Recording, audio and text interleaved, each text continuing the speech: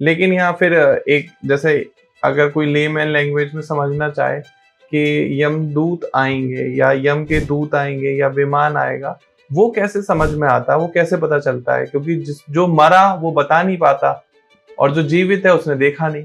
बहुत सुंदर प्रश्न आपने किया है। ये एक परंपरा, जैसे भागवत महापुराण है जो संतों ने लिख करके चले गए। क्या भगवान को हमने देखा था?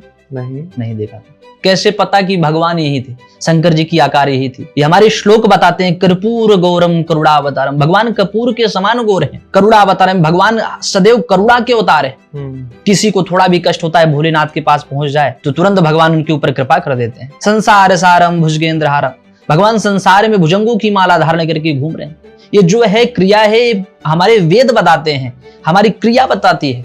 और गांव की परंपरा भी है कि जो आदमी मरता है तो जब उनके क्रिया नित्य शुद्ध आता है तो उस समय आदमी चलने से राखियों की चालते हैं तो उसमें जो आदमी बनता है उसको छपा हुआ दिखाई देता है। ये प्रमाण है।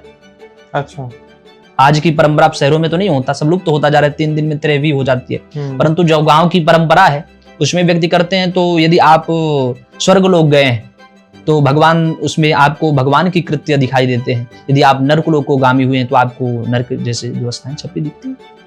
उसी से हम सब अनुभव करते हैं कि आप स्वर्ग गए हैं कि नरक गए।